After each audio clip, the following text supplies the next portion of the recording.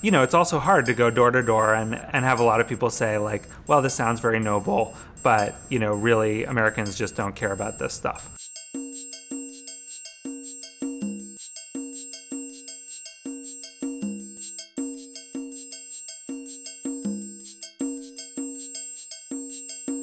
So when I was looking at Facebook, I noticed that you know, some stories do a lot better on Facebook than others, and that people were finding it very easy to click like on I just ran a marathon or I just baked this awesome cake, but that the stories like you know, the genocide in Darfur enters its 10th year weren't getting so many likes.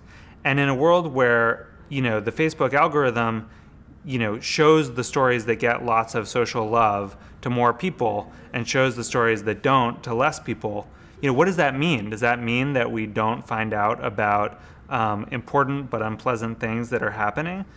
And as I thought about it, I kept asking people, so who's solving this problem? Who's doing something about this?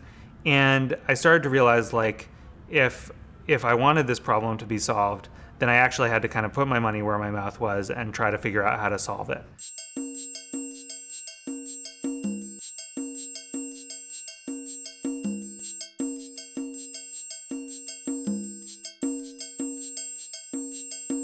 We put together a deck. We had never raised money from investors before.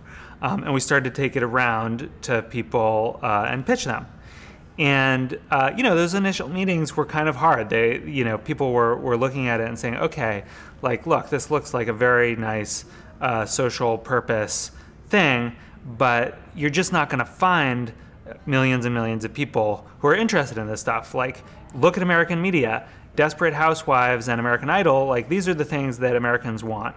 And content about, you know, police violence or climate change, like, if you could build a news operation on that, if you could build a media operation on it, someone would have done it.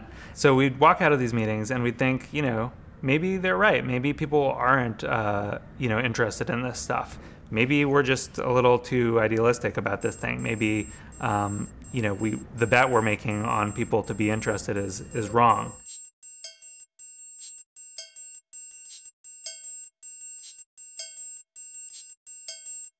I remember even on the day that we launched the site, you know, hearing in my, you know, ringing in my ears the words of these investors who were saying, like, you're just not going to reach a large audience. And we launched, and in the first month, 1 million people showed up, and we thought, okay, like, this is kind of exciting. There's 1 million people coming to our website. And in the second month, we had 2 million people. By a year in, you know, we were at about 10 million people, and we were thinking, 10 million people. That's huge. That's a lot of people. And then the numbers just kept climbing. And over the next 2 months, we went from 10 million to 30 million people. All of a sudden, we were talking about a huge chunk of the American public. And these days, we're at about 50 million people.